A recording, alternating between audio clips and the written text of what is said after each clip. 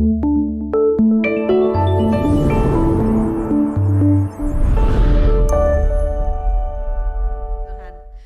ada yang dapat memisahkan kita dari kasih Yesus. Amin, Bapak Ibu Saudara sekalian. Puji Tuhan, terima kasih sekali lagi untuk Bapak Gembala yang memberikan kami kesempatan untuk melayani tim penginjilan Grace. Saya sudah disebutkan nama tadi, Ibu Rosmeni Harahap.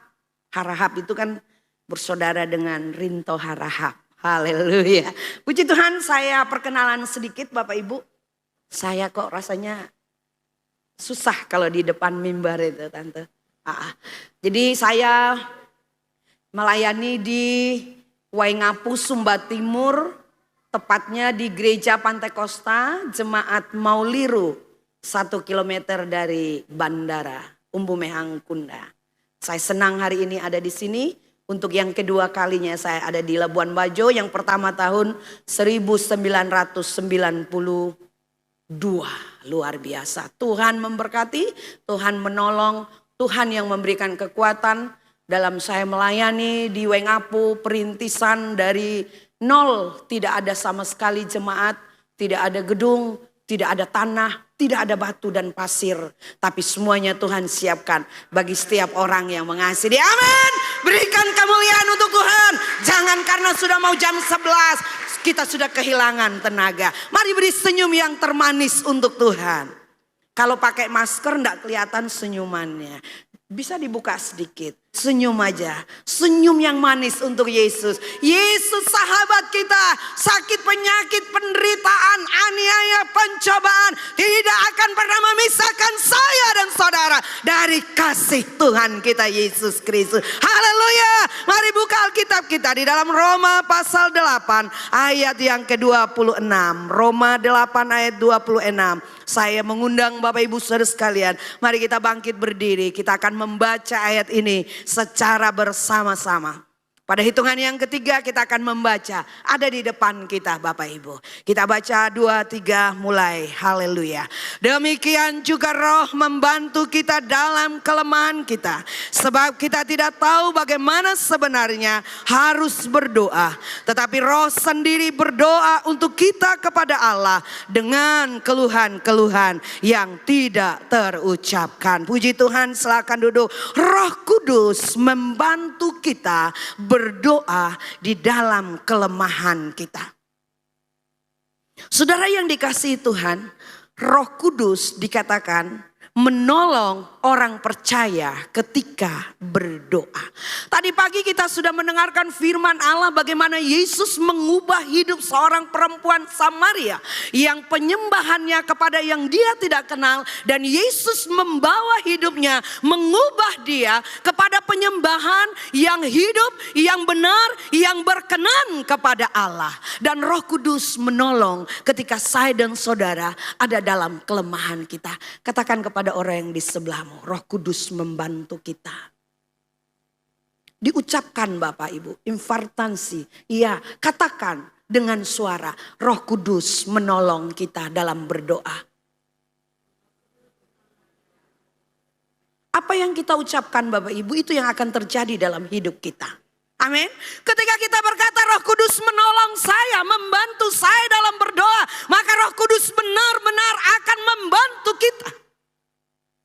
Roh Kudus akan menolong saya dan saudara ketika kita berdoa. Di dalam ayat 34, kita lompat di dalam ayat yang ke-34. Kita baca lagi bersama-sama Bapak Ibu. 2, 3 mulai. Kristus Yesus yang telah mati, bahkan lebih lagi yang telah bangkit, yang juga duduk di sebelah kanan Allah, yang malah menjadi pembela bagi kita.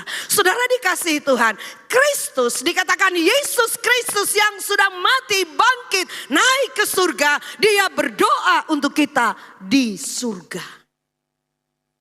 Jadi bukan hanya Bapak Gembala, Ibu Gembala yang berdoa untuk Bapak Ibu. Ya. Aduh Bapak Gembala, Ibu Gembala, tikam lutut berdoa untuk saya. Bukan hanya Bapak Ibu Gembala, bukan hanya pengerja-pengerja, pelayan, guru Injil. Tetapi firman Tuhan berkata, Kristus Yesus sebagai pengantara bagi saya dan saudara, dia berdoa untuk kita. Ketika Yesus mau naik ke surga, Yesus berkata kepada murid-muridnya, jangan tinggalkan Yerusalem sampai engkau dipenuhi dengan kuasa yang dari surga. Yesus sudah ada di surga. Tapi apa yang Yesus utus untuk menyertai saya dan saudara, yaitu Roh Kudusnya. Roh Kudusnya diutus oleh Yesus, oleh Bapa ke tempat ini, ke dalam hati dan hidup kita untuk menyertai kita. Masih ada 2 ayat Bapak Ibu di dalam Ibrani pasal yang ke-7 ayat yang ke-25. Ibrani pasal yang ke-7 ayat yang ke-25 berkata demikian. Karena itu ia sanggup juga menyelamatkan dengan sempurna semua orang yang oleh dia datang kepada Allah. Sebab ia hidup senantiasa untuk menjadi pengantara mereka. Ia hidup senantiasa. Yesus hidup senantiasa menjadi pengantara saya dan saudara. Yesus sudah di surga. Ya, dia menjadi pengantara untuk kita. Dia berdoa bagi saya dan saudara. Saudara, ketika saya merenungkan ayat ini,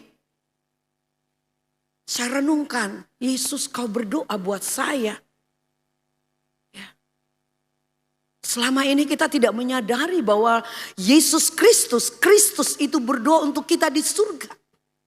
Dia ada di surga tapi dia berdoa untuk kita supaya apa? Supaya kita sehat, supaya kita sukses, supaya kita sanggup, supaya kita mampu menghadapi segala pencobaan, menghadapi tantangan, menghadapi sakit penyakit, menghadapi penderitaan yang begitu berat ini. Saingan yang begitu berat Bapak Ibu. Orang yang kecil akan tertindas, yang besar akan semakin besar. Tetapi di dalam Yesus Kristus semakin hari bukan kecil tapi Yesus. Kenapa? Karena Yesus semakin hari semakin besar di dalam kehidupan kita semuanya. Di dalam 1 Yohanes pasal 2 ayat yang pertama. 1 Yohanes pasal 2 ayat yang pertama dikatakan di sana, anak-anakku, hal-hal ini kutuliskan kepadamu supaya kamu jangan berbuat dosa. Namun jika seorang berbuat dosa, kita mempunyai seorang pengantara pada Bapa, yaitu Yesus Kristus yang adil. Perempuan Samaria, dia hidup dalam dosa. Ketika dia bertemu dengan Yesus, Yesus berkata kepadanya, di manakah suamimu? Perempuan Samaria mengaku, Yesus, 5 laki-laki yang bersama dengan aku itu bukan suamiku. Dia orang yang berdosa. Tapi ketika dia berjumpa dengan Yesus, Yesus memulihkan keadaannya. Ya. Ketika dikatakan Bapak Ibu baca baik-baik, namun jika seorang berbuat dosa, kita mempunyai seorang pengantara pada Bapa, yaitu Yesus Kristus yang adil. Yesus datang ke dunia untuk orang yang berdosa. Kita orang yang berdosa, orang yang hina, orang yang papa, orang yang penuh dengan segala pelanggaran-pelanggaran. Tapi ketika kita datang kepada Yesus, Yesus berkata, inilah darahku yang dicurahkan bagi banyak orang sebagai tanda pengampunan dosa. Kita percaya kepada darah Yesus, percaya kepada nama Yesus, nama yang menyelamatkan saya dan saudara. Kristus berdoa bagi orang percaya di surga. Dia mencurahkan Roh Kudusnya bagi saya dan saudara. Roh Kudus di dalam orang percaya, Roh Kudus yang ada di hati saya dan saudara, Roh Kudus yang tinggal dalam hidup kita, kita yang masih ada hidup di dunia yang fana ini. Dia membantu kita di dalam berdoa. Amin. Apakah Bapak Ibu masih hidup di dunia atau sudah ada di alam yang lain? Hidup di dunia. Kita masih jalan-jalan, menikmati alam ciptaan Tuhan yang begitu luar biasa. Menikmati, waduh indahnya Labuan Bajo Bapak Ibu. Saya menikmati itu melalui kedua hamba Bapak Ibu gembala di sini. Kalau bukan mereka sebagai perpanjangan tangan Tuhan membawa saya dengan tim saya ke satu tempat, mengatur kami posisi seperti ini, fotonya tidak ada yang indah. Amin. Hilang, habis gaya. Saudara, saya tidak ada gaya. Bapak pendeta bilang, Ibu Ros gaya dari awal sampai terakhir. Satu kali foto, momen pertama 36 foto, gayanya sama. Tidak berubah gayanya. Ini kita hidup dalam dunia, tetapi Roh Kudus yang dicurahkan di dalam hati saya, di hati Bapak Ibu akan menolong kita berdoa. Menolong kita dalam kelemahan kita. Menyampaikan keluhan-keluhan yang tidak bisa kita ucapkan kepada Bapa di surga. Itu sebabnya pentingnya kita harus dipenuhkan dengan Roh Kudus. Amin. Katakan kepada temanmu, penting dipenuhkan Roh Kudus. Haleluya. Roh Kudus berdoa di dalam orang percaya di bumi ini. Ya. Di dalam ayat 15, ayat 16, di dalam ayat pokok pembacaan kita tadi Roma pasal yang ke-8. Roma pasal 8 ayat 15 dan ayat 16. Mari kita baca lagi sama-sama Bapak Ibu. Kita akan baca lagi ayat 15 dan ayat 16. 2, 3 mulai. Sebab kamu tidak menerima roh perbudakan yang membuat kamu menjadi takut lagi. Tetapi kamu telah menerima roh yang menjadikan kamu anak Allah. Oleh roh itu kita berseru, iya Aba, iya Bapa. Roh itu bersaksi bersama-sama dengan roh kita bahwa kita adalah anak-anak Allah. Beri kemuliaan untuk Tuhan. Roh Kudus yang ada di dalam hatimu hari ini bersaksi kepada Bapa bahwa engkau dan saya adalah anak-anak Allah. Seorang anak, dia akan mendapat perhatian yang lebih dari bapaknya. Bapa yang baik mengasihi anaknya. Bapak yang jahat saja dia mengasihi anaknya. Ketika anaknya minta roti, tidak mungkin dia ambil batu yang ada di gunung. Ini anak, kau makan sudah, selesai itu mulut. Tidak saudara. Dia akan berjuang untuk mencari roti. Itu Bapak yang jahat, Bapak yang kejam, Bapak yang ada di dunia. Apalagi Bapak kita, Bapak yang penuh dengan kasih, Bapak yang murah hati, Bapak yang penuh pengampun, Bapak yang tidak mendendam. Ada satu jemaat kita GPD Moliru, dia sakit COVID. Ya, orang-orang yang di sebelahnya sudah dipanggil Tuhan. Dia bangun dan berdiri. Dia taruh tangannya seperti ini di tembok. Dia cabut semua. Dia berkata dengan suara terbata-bata, Bapa, aku tahu engkau Allah yang tidak pendendam. Aku memang orang Kristen, tapi aku jarang pergi ke gereja. Aku tidak bisa menyanyi, aku tidak bisa berdoa, tapi aku tahu engkau Bapa, engkau Bapa yang tidak pendendam. Dia tarik napas satu kali, dia napas lega, sampai hari ini dia masih sehat dan kuat. Amin. Saudara, engkau dan saya adalah anak Allah. Roh Kudus ada di dalam hatimu. Dia akan bersaksi kepada Bapa.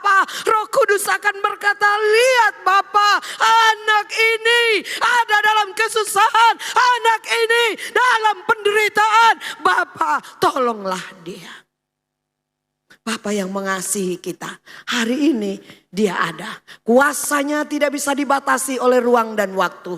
Kuasa Roh Kudus tidak dibatasi apapun tingginya jabatan kita. Berapa banyaknya gelar kita. Kuasa itu akan berdiam di dalam hati. Di dalam hati. Hati yang mau rela menerima dia masuk di dalam hatiku. Ada satu lagu berkata, mari masuk. Masuklah Tuhan di dalam hatiku. Roh Kudus berdoa di dalam orang percaya. Paulus berkata di dalam Efesus pasal 6 ayat 18. Berdoalah setiap waktu dalam roh. Dan berjaga-jaga dan permohonan yang tidak putus-putus. Jadi berdoa itu terus menerus Bapak Ibu. Continue ya.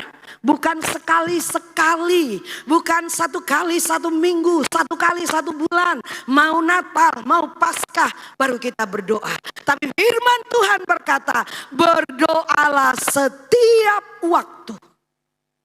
Berdoa dan berjaga-jaga di dalam doamu itu dengan permohonan yang tidak putus-putus. Apa permohonan Bapak Ibu hari ini? Supaya usahanya meningkat, supaya dapat jodoh. Ada yang berdoa untuk dapat jodoh? Saya ada dalam hadirat Tuhan. Kita ada dalam hadirat Tuhan. Kalau saudara betul-betul ingin jodohmu, berdoa kepada Tuhan. Dia akan memberi yang terbaik. Dia akan memberi yang luar biasa. Bukan yang menurut penilaian manusia, tapi menurut penilaian Tuhan. Berdoa untuk karir, berdoa untuk pekerjaan, berdoa untuk studi, untuk pendidikan. Ya, kita berdoa, Tuhan akan memberi apa yang dibutuhkan oleh Bapak Ibu Saudara sekalian. Roh Kudus bersama dengan kita dikatakan tadi menyampaikan keluhan-keluhan. Roh Kudus membantu kita. Jadi Roh Kudus membantu. Roh Kudus bergumul bersama kita. Jadi Roh Kudus itu bukan lawan kita, bukan musuh kita, tapi dia membantu saya dan saudara. Saya ingin mempraktekkan kata membantu saudara ya. Roh Kudus membantu kita. Yang saya kenal persis di sini adalah Budiman. Mari Budiman maju dengan anaknya mamiku, mami dari Ruteng. Ayo kakak berdua maju sini. Ayo cepat, 2, 3 segera. Roh Kudus membantu kalian seperti ini. Ayo kak, jangan malu-malu. Waduh, nih kalau di Moliru saya sebut nama dia langsung maju. Ini kata membantu ya, kembali di kalimat ayat pokok Roma 8 ayat 26. Sini kak, sini berdoa. Sekarang Budiman ya, kakak berdiri dulu situ. Budiman angkat dulu ini sendiri. Angkat sendiri pelan-pelan. Berat. Katakan dengan keras, berat. Sekarang Roh Kudus datang. Membantu Budiman untuk memindahkan mimbar ini. Ini ilustrasi. Tapi Roh Kudus ada di dalam hatinya. Ayo kak, angkat kalian berdua. Satu di ujung, satu di ujung. Angkat pelan-pelan. Bagaimana? Ringan? Maju sini. Maju sedikit. Rasanya bagaimana? Ringan. Begitu Roh Kudus. Amin. Beri kemuliaan untuk Tuhan. Roh Kudus itu membantu kita bergerak dalam apapun juga. Ketika mama-mama sedang memasak di dapur, Roh Kudus membantu engkau. Ketika bapak-bapak bekerja, sebagai buruh sekalipun, sebagai nelayan, sebagai petani, sebagai pengusaha, sebagai pejabat, ketika ada Roh Kudus di dalam hati dan hidup kita, dia membantu kita sehingga pekerjaan yang berat itu menjadi ringan. Ya. Satu kali Bapak Ibu saya menuju tempat saya melayani, saya mengajar, saya guru SD juga. Perjalanan ke sana itu cukup jauh. Kalau kendaraan umum 6 jam. Tapi kalau pakai sepeda motor bisa 3,5 jam sampai 4 jam. Karena hari Minggu pulang ibadah masih ada kegiatan pelayanan. Ada tamu jadi saya harus berangkat dengan Pak jam 6 sore. Kami naik sepeda motor yang kecil. Tidak bisa bawa mobil, jalannya masih hancur saudara. Ketika malam jam 8, setengah 8 malam tiba-tiba hujan. Saya ingat firman Tuhan, Roh Kudus membantu. Saya katakan Roh Kudus ini hujan. Hujan, kalau hujan lebih deras lagi, jalan yang licin, jalan yang berbatu-batu, pasti kami bisa celaka di tempat ini. Basah, bisa sakit. Tapi saya katakan saya angkat tangan, Roh Kudus, engkau membantu aku. Untuk melewati melewati perjalanan yang begitu berat ini. Saya di belakang berdoa, menyanyi, menyembah, berbahasa roh. Pak bilang begini, Mama ada apa? Tenang, lagi berdoa. Ya, lagi berdoa. Pak, jangan tanya-tanya. Gelap gulita Bapak Ibu. Di hutan. Tapi saya ingat ayat ini, Roh Kudus membantu. Roh Kudus engkau berjalan, bergerak bersama denganku. Melewati jalan yang begini sulit dan susah. Aku tahu aku tiba tepat pada waktunya. Amin. Saudara, yakinkah itu di dalam hatimu? Dia berjalan bersama denganmu. Haleluya. Ada berat, ada gunung persoalan, masalah setinggi gunung yang ada di depan kita. Itu akan diratakan oleh Roh Kudus dalam hidup kita. Ya, saya mengimani ayat ini. Kalau budi mengangkat mimbar itu berat. Tapi ketika ada Roh Kudus datang mengangkat bersama-sama dengan dia. Yang berat ini menjadi ringan. Yang berat itu menjadi ringan. Itulah Roh Kudus. Roh Kudus membantu. Roh Kudus bergumul bersama dengan kita. Roh Kudus bergumul membantu kita. Seperti engkau membantu orang lain yang ingin mengangkat beban seperti tadi. Saudara yang dikasihi Tuhan, Roh Kudus membantu kita. Artinya Roh Kudus bersama-sama dengan kita. Roh Kudus bersama-sama dan kita mengerahkan kekuatan Roh Kudus di dalam hidup saya dan saudara.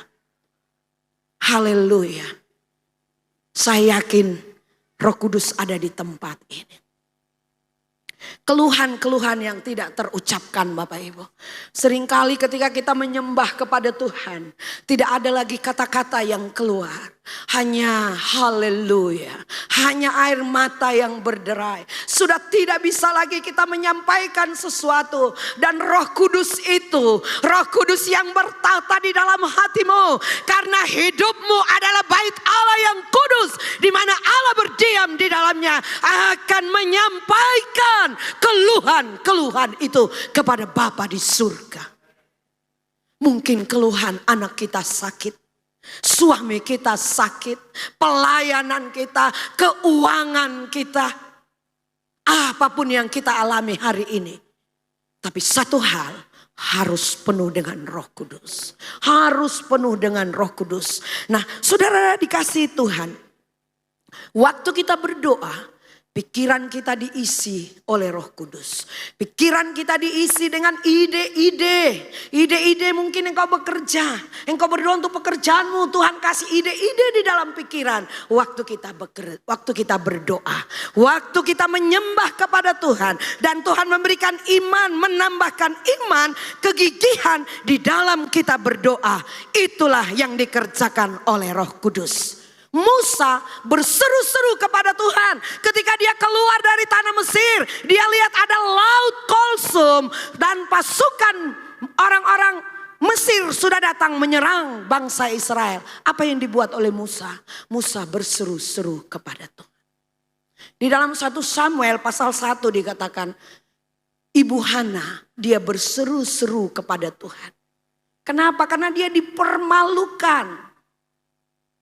Dia diolok-olok karena dia belum punya anak. Ya, menurut adat Yahudi, orang Israel kalau sudah menikah tidak punya anak itu merupakan satu aib. Mereka akan diolok-olok, mereka akan dihina, dikatakan perempuan mandul yang tidak bisa memberikan keturunan. Tetapi Hana dia datang ke bait Allah, dia berseru kepada Tuhan, mulutnya komat kamit berdoa, meminta kepada Tuhan, dan Tuhan mendengarkan doa Hana. Pagi ini Bapak Ibu Saudara sekalian, dia juga mendengarkan kita. Dia juga mendengarkan seruan Bapak Ibu Saudara sekalian. Ya, Roh Kudus berdoa untuk kita. Roh yang mencerahkan pikiran kita. Roh yang mengajari kita apa yang harus kita doakan. Roh yang mengajari kita apa yang harus kita lakukan. Roh yang menguduskan kita. Roh yang mendorong kita, menginsafkan kita dari segala dosa-dosa yang ada. Roh yang menghibur. Saudara, Roh yang menghibur artinya apa? Roh meredam tekanan-tekanan yang ada di dalam pikiran perasaan kita tentang kekhawatiran. Cemas, besok makan apa, mau bayar uang sekolah, mau pendaftaran, biaya masuk cukup mahal, akhirnya cemas. Tapi ketika kita berdoa, roh menghibur, roh meredam kecemasan yang ada di hati kita, roh meredam ketakutan yang ada di hati kita, roh meredam kekhawatiran yang ada di hati. Bapak Ibu saudara sekalian, ketika engkau berdoa, muncullah iman bahwa Tuhan menyediakan tepat pada waktunya. Ya, saya merasakan itu ketika saya membangun gereja, tidak sebesar ini. Tapi itu saya rasakan Bapak Ibu. Saya rasakan bagaimana saya ada di tengah-tengah orang yang notabene-nya memusuhi kita. Suatu kali ketika saya membangun gereja, kepala Kementerian Agama, dia berkata begini sama saya, "Ibu, kenapa ibu bangun gereja di situ? Ibu tidak ada jemaat di situ." Saya jawab dia, "Bapak tenang, saya orang ekumene. Tidak mungkin Bapak pun jemaat, saya pengaruhi." Tapi Tuhan punya ajaib. Tuhan kirim jiwa dari timur, utara, barat, selatan, dari tempat-tempat yang jauh untuk datang beribadah. Ada beberapa keluarga dari beberapa kilometer, dia harus melewati gereja, dia harus melewati GPDI, 3 gedung gereja GPDI yang dia lewati supaya dia sampai di Kitapung gereja. Tapi dia setia Bapak Ibu. Dia setia. Ya, dia setia. Rumah saya di samping rumahnya itu GPDI Bapak Ibu. Tetapi saya tidak pernah terpengaruh dengan keadaan di situ. Kenapa? Saya tahu Tuhan yang punya, Tuhan yang punya jiwa. Dia akan mengirim jiwa di tengah-tengah pelayanan saya. Yang penting saya punya hubungan yang intim dengan Tuhan. Amin. Haleluya, haleluya. Jadi Bapak Ibu, gedung gereja kami biasa saja, tapi ukurannya 7 kali 20 meter. Saya berdoa, anak muda bilang begini, "Ibu pendeta, saya tidak mau dibaptis di sungai. Karena di sungai itu ada buaya-buaya." Saya, "Tuhan, bagaimana kalau mau baptis di sungai ada buaya, di laut juga ada buaya. Yang tidak ada buaya di kolam saja." Saya berdoa Bapak Ibu, Tuhan kirim kami cara bagaimana supaya bisa bikin kolam. Membangun satu gedung di belakang lagi, ukuran 7 kali 12 meter. Di situ ada kolam baptisan, ada ruang-ruang sekolah minggu, ada MCK-nya dan lain sebagainya. Berdoa dengan sungguh-sungguh. Tidak punya sponsor. Tidak ada orang-orang yang hebat di sana. Tidak ada pengusaha. Yang ada hanya Yesus Kristus. Ketika kita mengandalkan manusia, kita akan kecewa. Tapi andalkanlah Tuhan dalam hidupmu. Engkau tidak akan pernah kecewa. Saya bilang ini kolam baptisan sudah selesai. Mari datanglah supaya dibaptis. Jadi sudah banyak yang dibaptis. Minggu depan saya pulang dari sini, satu ibu akan dibaptis lagi. Itu semua karena apa? Hanya karena kekuatan Roh Kudus. Bukan rosmeninya. Amin. Amin. Bukan karena sayanya, tapi karena Yesus yang ada di dalam hidup kita. Terakhir Bapak Ibu, tidak panjang-panjang. Kita tidak bisa melakukannya tanpa Allah. Kita tidak bisa melakukan sesuatu tanpa Roh Allah. Dan Allah tidak akan melakukan sesuatu tanpa engkau dan saya. Amin. Kenapa? Karena kita adalah ciptaan Allah. Kita diciptakan seturut gambar dan rupa Allah. Allah menciptakan ciptaan lain. Ciptaan lain itu baik, tetapi manusia sangat baik adanya. Manusia ciptaan yang istimewa karena seturut gambar dan rupa Allah. Oleh sebab itu, saya dan saudara tidak bisa melakukannya tanpa Allah. Dan Allah tidak akan melakukannya tanpa kita. Allah yang menyelidiki, Roh Allah yang menyelidiki hati saya dan saudara. Ayat terakhir Roma 8 ayat yang ke-27. Dan Allah yang menyelidiki hati manusia, mengetahui maksud roh itu, yaitu bahwa ia sesuai dengan kehendak Allah berdoa untuk orang-orang kudus. Roh Kudus berdoa sesuai dengan kehendak Allah untuk orang-orang kudus. Jadilah orang-orang yang berkenan di hadapan Allah. Haleluya. Rohmu yang hidup penuhiku. Mari kita angkat hati kita, kita menyembah kepada Tuhan. Pemain musik singer WL bisa maju ke depan. Hanya roh Allah yang memampukan saya dan saudara. Roh Allah yang akan menolong kita. Roh Allah membantu kita, menggerakkan kita. Mencurahkan tenaga, semangat yang baru. Ide-ide yang baru dalam hidup saya dan saudara. Rohmu yang hidup penuhiku. Haleluya Yesus, terima kasih Tuhan. Bapak Ibu Saudara sekalian, bukalah hatimu untuk menerima Roh Kudus. Kita sudah dibaptis Roh Kudus, tapi kita perlu kepenuhan Roh Kudus setiap saat. Kita sudah diberikan karunia bahasa roh, lakukan itu terus, gunakan itu terus, jangan diamkan.